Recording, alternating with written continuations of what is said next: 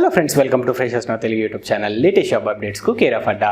ఈరోజు మనం ఈ వీడియోలో హెచ్పిసిఎల్ రిక్రూట్మెంట్ 2022కి సంబంధించిన డీటెయిల్స్ అనేవి తెలుసుకోబోతూ ఉన్నాం ఫ్రెండ్స్. మీరు కనుక ఈ నోటిఫికేషన్కి సంబంధించి అఫీషియల్ నోటిఫికేషన్ అనేది మీరు సొంతగా చదవాలి అనుకున్నట్లయితే లింక్ కింద డిస్క్రిప్షన్లో ప్రొవైడ్ చేశాం ఫ్రెండ్స్. మీరు ఆ లింక్ ద్వారాగా అఫీషియల్ నోటిఫికేషన్కి రీడైరెక్ట్ అయ్యి కంప్లీట్ డీటెయిల్స్ అనేవి మీరు సొంతగా తెలుసుకోవచ్చు. లేదా గూగుల్కి వెళ్ళి హెచ్పిసిఎల్ రిక్రూట్మెంట్ 2022 ఫ్రెషర్స్ నౌ అని టైప్ చేసినట్లయితే ఫస్ట్ లింక్ అనేది మా వెబ్సైట్కి సంబంధించిన లింక్ అనేది రావడం జరుగుతుంది. మా వెబ్సైట్ ద్వారా కూడా కంప్లీట్ డీటెయిల్స్ అనేవి మీరు తెలుసుకోవచ్చు. ఇలాంటి మరిన్ని జాబ్ అప్డేట్స్ కోసం మా టెలిగ్రామ్ ఛానల్ని జాయిన్ అవ్వడం మర్చిపోవద్దు. లింక్ కింద డిస్క్రిప్షన్లో ప్రొవైడ్ చేశాము. అఫీషియల్ నోటిఫికేషన్ ద్వారాగా కంప్లీట్ డీటెయిల్స్ తెలుసుకునే ప్రయత్నం చేద్దాం రండి ఫ్రెండ్స్. ముందుగా మనం నోటిఫికేషన్లో గమనించినట్లయితే ఇక్కడ application starting date and end date అని ఇవ్వడం జరిగింది. మనకి హెచ్పిఎల్సిఎల్ నుంచి మనకి డిఫరెంట్ కేటగిరీకి సంబంధించిన ఇంజనీరింగ్ గ్రాడ్యుయేట్స్ని ఈ నోటిఫికేషన్ ద్వారా రిక్రూట్ చేసుకోవడం జరుగుతుంది ఫ్రెండ్స్. సో ఈ నోటిఫికేషన్ కనుక మీరు అప్లై చేయాలి అనుకున్నట్లయితే ఆన్లైన్ ద్వారాగానే అఫీషియల్ వెబ్సైట్కి వెళ్ళి మీరు అప్లై చేయాల్సి ఉంటుంది. సో మీరు ఈ నోటిఫికేషన్కి అప్లై చేయాలి అన్నట్లయితే అప్లై చేసుకోవడానికి కావాల్సిన లింక్స్ కూడా నేను డిస్క్రిప్షన్లో ప్రొవైడ్ చేస్తాను. మీరు ఆ లింక్స్ ద్వారాగా మీరు డైరెక్ట్గా అఫీషియల్ వెబ్సైట్కి రీడైరెక్ట్ అయ్యి అక్కడ అప్లై చేసుకోవడానికి అవకాశం దొరుకుతుంది. సో ఇక్కడ మనం నోటిఫికేషన్లో ముందుగా గమనించినట్లయితే application starting date and end date అనేది ఇవ్వడం జరిగింది. అప్లికేషన్ స్టార్టింగ్ డేట్ మనం గమనించినట్లయితే 23rd June 2022 నుంచి మనకి 22nd July 2022 వరకు ఇక్కడ అప్లికేషన్స్ అనేవి యాక్సెప్ట్ చేస్తున్నారు ఆన్లైన్ మోడ్లో. అండ్ ఆ తర్వాత మనం చూసినట్లయితే ఇక్కడ పొజిషన్స్ అండ్ ఎలిజిబిలిటీ అండ్ వేకెన్సీస్కి సంబంధించిన డీటెయిల్స్ అనేది ఇవ్వడం జరిగింది. సో ఆల్రెడీ మనం మాట్లాడుకున్నాం కదా, డిఫరెంట్ కేటగిరీస్కి సంబంధించి మనకి ఇక్కడ డిఫరెంట్ నెంబర్ ఆఫ్ వేకెన్సీస్కి మనకి ఇక్కడ ఇంజనీరింగ్ గ్రాడ్యుయేట్స్ని అండ్ అదర్ గ్రాడ్యుయేట్స్ని కూడా ఇక్కడ రిక్రూట్ చేసుకోవడం జరుగుతుంది అని చెప్పేసి. సో ఇప్పుడు వాటిల్లో మనం లిస్ట్ చూసినట్లయితే ఇక్కడ మెకానికల్ ఇంజనీరింగ్కి సంబంధించి మనకి మెకానికల్ ఇంజనీరింగ్ గ్రాడ్యుయేట్స్ని రిక్రూట్ చేసుకుంటున్నారు. Total number of vacancies 103 vacancies ఉన్నాయి. అండ్ మాక్సిమం ఏజ్ చూసినట్లయితే 25 years అనేది మాక్సిమం ఏజ్ అనేది ఇవ్వడం జరిగింది. అండ్ గ్రేడ్ మనం గమనించినట్లయితే E2కి సంబంధించిన గ్రేడ్కి ఇక్కడ ఈ రిక్రూట్మెంట్ అనేది జరుగుతుంది ఫ్రెండ్స్. సో ఇక్కడ ఎడ్యుకేషన్ క్వాలిఫికేషన్ మనం గమనించినట్లయితే 4 years మెకానికల్ ఇంజనీరింగ్ అనేది మనం కంప్లీట్ చేసి ఉండాలి, ఫుల్ టైం కోర్స్ అనేది. సో ఈ గ్రాడ్యుయేషన్ కూడా మనం రికగ్నైజ్డ్ యూనివర్సిటీ ద్వారా కానీ మనం కంప్లీట్ చేసి ఉండాలి ఫ్రెండ్స్. సో ఈ పాయింట్ అనేది జాగ్రత్తగా గుర్తుపెట్టుకోండి. నెక్స్ట్ ఆ తర్వాత మనం గమనించినట్లయితే ఎలక్ట్రికల్ ఇంజనీరింగ్ సంబంధించి E2 గ్రేడ్కి 42 వేకెన్సీస్ అనేవి ఫిల్ చేస్తున్నారు. ఇక్కడ కూడా maximum age 25 years and 4 years full time electrical engineering అనేది మనం కంప్లీట్ చేసి ఉండాలి. నెక్స్ట్ ఆ తర్వాత మనం చూసినట్లయితే ఇన్స్ట్రుమెంటేషన్ ఇంజనీరింగ్ కి సంబంధించి కూడా గ్రేడ్ E2కి 30 నెంబర్ ఆఫ్ వేకెన్సీస్ అనేవి ఫిల్ చేస్తున్నారు. మాక్సిమం ఏజ్ వచ్చేటప్పటికి 25 years. ఇక్కడ ఎడ్యుకేషన్ క్వాలిఫికేషన్ మనం గమనించినట్లయితే 4 years full time engineering course అనేది కంప్లీట్ చేసి ఉండాలి ఈ ఇన్స్ట్రుమెంటేషన్ ఇంజనీరింగ్ కి స్ట్రీమ్ కి సంబంధించి. నెక్స్ట్ ఆ తర్వాత మనం గమనించినట్లయితే సివిల్ ఇంజనీరింగ్ కూడా మనకి ఇక్కడ రిక్రూట్మెంట్ అనేది జరుగుతుంది. 25 number of vacancies, age limit వచ్చేటప్పటికి 25. ఇక్కడ సివిల్ ఇంజనీరింగ్ స్ట్రీమ్ లో 4 years full time engineering course అనేది మనం కంప్లీట్ చేసి ఉండాలి. నెక్స్ట్ ఆ తర్వాత మనం గమనించినట్లయితే కెమికల్ ఇంజనీరింగ్ సంబంధించి కూడా టోటల్ నెంబర్ ఆఫ్ వేకెన్సీస్ 7 అనేవి ఫిల్ చేయడం జరుగుతుంది. సో మాక్సిమం ఏజ్ వచ్చేటప్పటికి 25 years అండ్ గ్రేడ్ చూసినట్లయితే E2 గ్రేడ్ కి మనకి ఇక్కడ రిక్రూట్మెంట్ అనేది జరుగుతుంది. ఇక్కడ కూడా కెమికల్ ఇంజనీరింగ్ లో మనం 4 years full time engineering graduation course అనేది మనం కంప్లీట్ చేయాల్సి ఉంటుంది. అండ్ ఆ తర్వాత ఇన్ఫర్మేషన్ సిస్టమ్ ఆఫీసర్ కూడా ఇక్కడ రిక్రూట్మెంట్ అనేది జరుగుతుంది friends. Total number of vacancies 5, age limit 25, 4 years full time computer science లేదా ఐటీ ఇంజనీరింగ్ సంబంధించి ఇన్ఫర్మేషన్ టెక్నాలజీ ఇంజనీరింగ్ సంబంధించి మనము గ్రాడ్యుయేషన్ అనేది కంప్లీట్ చేసినట్లయితే ఇక్కడ మనకి ఈ నోటిఫికేషన్లో ఈ పోస్ట్కి అప్లై చేసుకోవడానికి అవకాశం దొరుకుతుంది. నెక్స్ట్ ఆ తర్వాత మనం చూసినట్లయితే సేఫ్టీ ఆఫీసర్ ఉత్తరప్రదేశ్కి సంబంధించి మనకి ఇక్కడ రిక్రూట్మెంట్ అనేది జరుగుతుంది. ఇక్కడ కూడా టోటల్ నెంబర్ ఆఫ్ వేకెన్సీస్ ఏమో 6, మాక్సిమం ఏజ్ ఇక్కడ చూసినట్లయితే 27 years అనేది మనకి ఇక్కడ ఇవ్వడం జరిగింది. అండ్ ఎడ్యుకేషన్ క్వాలిఫికేషన్కి సంబంధించి మనం గమనించినట్లయితే ఇక్కడ 4 years full time regular engineering course mechanical, civil లేదా ఇన్స్ట్రుమెంటేషన్ లేదా ఎలక్ట్రికల్ అండ్ కెమికల్ లో చేసినట్లయితే, అంటే వీటిలో ఏదైనా ఒక స్ట్రీమ్ చేసినట్లయితే మనకి ఈ నోటిఫికేషన్ ఈ జాబ్కి అప్లై చేసుకోవడానికి అవకాశం కల్పించారు. Degree or diploma in industrial safety recognized by the industrial సేఫ్టీకి సంబంధించి మనం డిగ్రీ కానీ లేదా డిప్లొమా కానీ కంప్లీట్ చేసినట్లయితే రికగ్నైజ్డ్ యూనివర్సిటీస్ ద్వారాగా దట్టు ఉత్తరప్రదేశ్ స్టేట్కి సంబంధించి సో మనం ఇక్కడ ఈ నోటిఫికేషన్కి అప్లై చేసుకోవడానికి అవకాశం కల్పించారు. అండ్ అలానే మనకి ఇక్కడ ఖచ్చితంగా అడుగుతుంది ఏంటి అన్నట్లయితే హిందీకి సంబంధించి మనం లాంగ్వేజ్ అనేది కొంచెం తెలిసి ఉండాలి అని చెప్పేసి మనకు అడుగుతున్నారు. నెక్స్ట్ ఆ తర్వాత మనం గమనించినట్లయితే safety officer Tamil Nadu. So safety officer Tamil Nadu కూడా సేమ్ టు సేమ్ మనం ఇంతకుముందు ఏవైతే మనము కోర్సెస్ అనేవి మెన్షన్ చేసామో అవే కోర్సెస్ అడుగుతున్నారు. దాంతో పాటుగా ఈ జాబ్ అనేది ఏంటి తమిళనాడుకు సంబంధించి కాబట్టి మనకి తమిళ్ లాంగ్వేజ్ పైన మనకి ప్రొఫిషియన్సీ ఉండాలి అని చెప్పేసి మనకు అడగడం జరుగుతుంది. నెక్స్ట్ ఆ తర్వాత చూసినట్లయితే same to same safety officer కేరళకి సంబంధించి కూడా మనకి 5 వేకెన్సీస్ అనేవి ఫిల్ చేస్తున్నారు. ఏజ్ లిమిట్ వచ్చేటప్పటికి 27. అండ్ మనం ఎడ్యుకేషన్ క్వాలిఫికేషన్ చూసినట్లయితే మనకి సేమ్ టు సేమ్ అవే స్ట్రీమ్స్ ఏవైతే మనం mechanical, civil, electrical, chemical and ఇన్స్ట్రుమెంటేషన్కి సంబంధించి మనం స్ట్రీమ్స్ ఏవైతే మాట్లాడుకున్నాం అవే స్ట్రీమ్స్ లో కంప్లీట్ చేసి ఉండాలి. డిప్లొమా ఆర్ ఎల్స్ డిగ్రీ అనేది మనము ఇండస్ట్రియల్ సేఫ్టీ పైన చేసి ఉన్నట్లయితే కేరళ స్టేట్ రికగ్నైజ్డ్ యూనివర్సిటీస్ ద్వారాగా మనం ఈ నోటిఫికేషన్ కి అప్లై చేసుకోవడానికి అవకాశం ఇచ్చారు. సో ఈ జాబ్స్ అనేవి కేరళలో కాబట్టి మలయాళం లాంగ్వేజ్ కి సంబంధించి ప్రొఫిషియన్సీ అడుగుతున్నారు.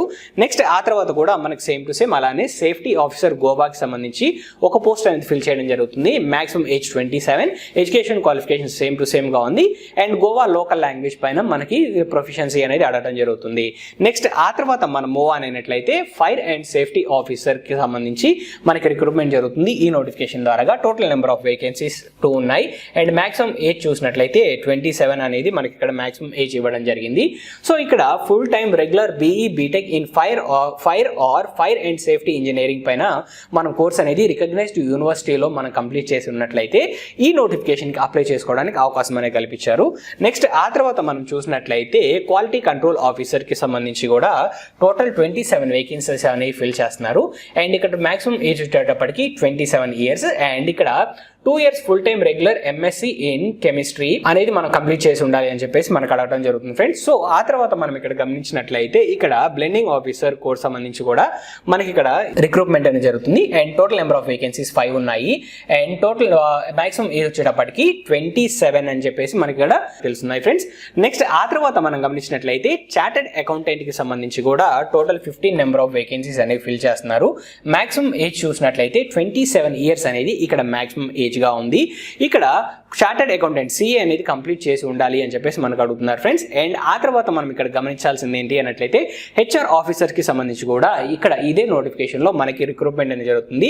టోటల్ నెంబర్ ఆఫ్ వేకెన్సీస్ 8 ఉన్నాయి. మాక్సిమం ఏజ్ మనం గమనించినట్లయితే 27 ఇయర్స్ అనేది మాక్సిమం ఏజ్ గా ఉంది. ఇక్కడ 2 years full time post graduation degree or equivalent course in HR personnel management industrial relations or psychology or MBA with specialisation in HR personnel management కి సంబంధించి మనం కంప్లీట్ చేసి ఉన్నట్లయితే మనము ఈ నోటిఫికేషన్ లో ఈ జాబ్ కి అప్లై చేసుకోవడానికి అవకాశం అనేది కల్పించారు.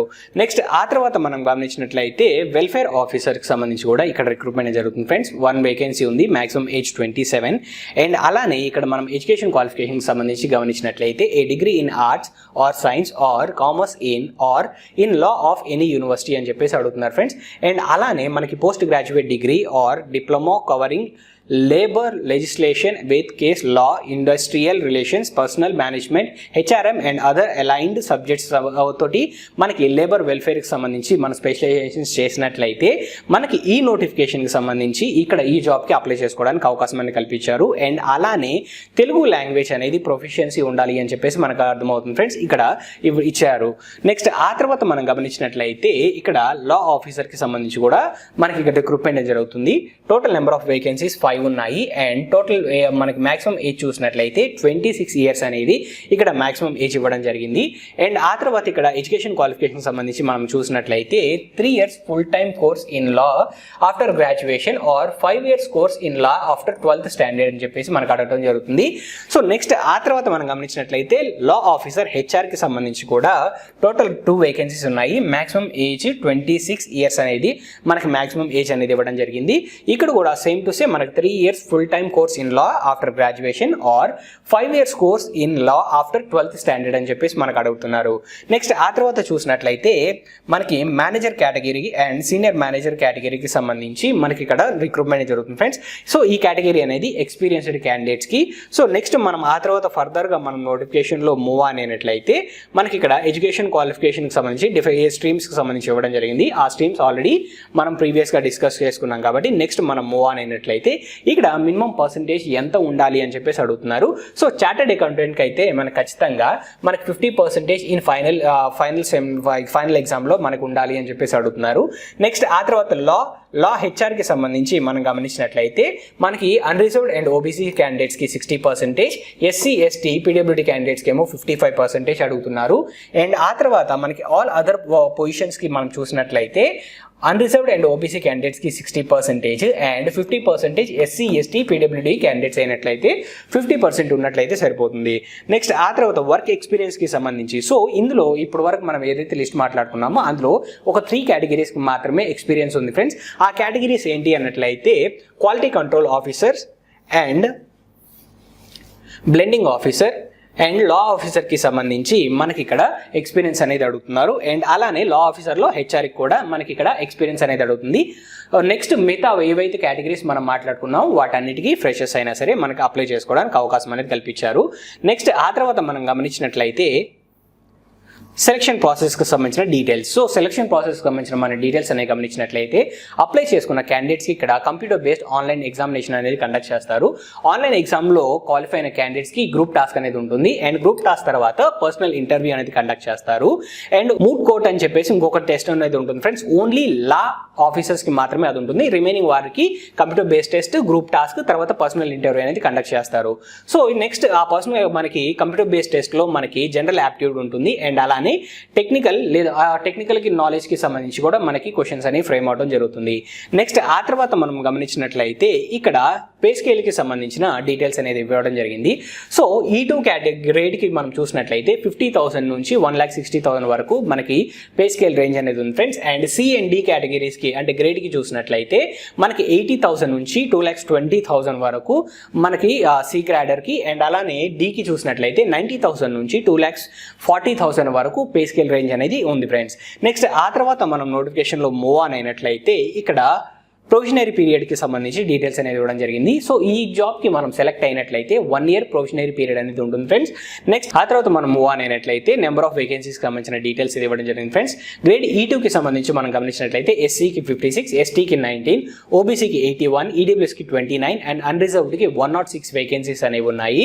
నెక్స్ట్ ఆ తర్వాత మనం ఫర్దర్ నోటిఫికేషన్లో మూవ్ ఆన్ అయినట్లయితే ఇక్కడ అప్లికేషన్ ప్రాసెస్కి సంబంధించిన డీటెయిల్స్ అనేవి ఇవ్వడం జరిగింది ఫ్రెండ్స్. సో అప్లికేషన్ ప్రాసెస్ సంబంధించిన డీటెయిల్స్ చెప్పాం కదా. ఈ నోటిఫికేషన్ కి మనం ఆన్లైన్ ద్వారాగా అప్లై చేయాలి అని చెప్పేసి application starting date end date అనేది ఆల్రెడీ మనం స్టార్టింగ్లోనే మెన్షన్ చేసాము. సో అఫీషియల్ వెబ్సైట్ అయినా www.hindusthanpetroleum.com కి వెళ్ళి కెరియర్స్లో వెళ్ళినట్లయితే ఈ నోటిఫికేషన్కి సంబంధించిన అప్లికేషన్ లింక్స్ అనేవి దొరుకుతాయి ఫ్రెండ్స్. ఆ అప్లికేషన్ లింక్స్ ద్వారాగా మనం క్లిక్ చేసి మన బేసిక్ డీటెయిల్స్ అన్ని ఇచ్చి మనం ఫామ్ ఫిల్ చేసి మనం అప్లై చేయాల్సి ఉంటుంది. అండ్ ఆ తర్వాత మనం చూసినట్లయితే అప్లికేషన్ ఫీజ్కి సంబంధించిన డీటెయిల్స్ అనేవి ఇచ్చారు. సో అప్లికేషన్ ఫీజ్ కనుక మనం చూసినట్లయితే ఎస్సీ ఎస్టీ పీడబ్ల్యూ క్యాండిడేట్స్కి మనకి పేమెంట్ అనేది లేదు, అప్లికేషన్ ఫీజ్ అనేది లేదు. ఓబీసీ అండ్ అలానే అన్రిజర్వ్డ్ క్యాండిడేట్స్కి 1,180 రూపీస్ అనేది మనం పే చేయాల్సి ఉంటుంది. అండ్ ప్లస్ మనకి గేట్వే ఛార్జెస్ ఏమైనా ఉన్నట్లయితే అవి కూడా యాడ్ ఆన్గా వచ్చి మనకి అమౌంట్ అనేది యాడ్ అవుతుంది. సో ఇక్కడ నోటిఫికేషన్లో మెన్షన్ చేసింది ఎంత అన్నట్లయితే 1,180 రూపీస్ అనేది ఎగ్జామినేషన్ ఫీజ్ పే చేసి మనము మన అప్లికేషన్ని సబ్మిట్ చేయాల్సి ఉంటుంది.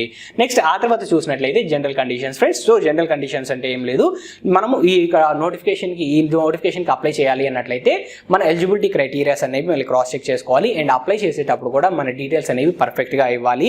సో మన సర్టిఫికేట్స్లో ఏ విధంగా అయితే మన నేమ్ ఉందో అదే విధంగా ఇవ్వాలి. అండ్ మన ఫోన్ నెంబర్, ఈమెయిల్ ఐడీస్ ఇచ్చేటప్పుడు కూడా హ్యాస్టీస్ వర్కింగ్ కండిషన్లో ఉన్న phone number and email ID ఇచ్చి మనం అప్లికేషన్ అనేది సబ్మిట్ చేయాల్సి ఉంటుంది. అండ్ నెక్స్ట్ ఆ తర్వాత మనం మూవ్ ఆన్ అయినట్లయితే end of the notification friends. So ఈ నోటిఫికేషన్ సంబంధించి కంప్లీట్ డీటెయిల్స్ అనేవి మీకు అందాయని ఆశిస్తున్నాం. ఈ వీడియో కనుక మీకు నచ్చినట్లయితే please like, share and subscribe to our channel. Thank you friends.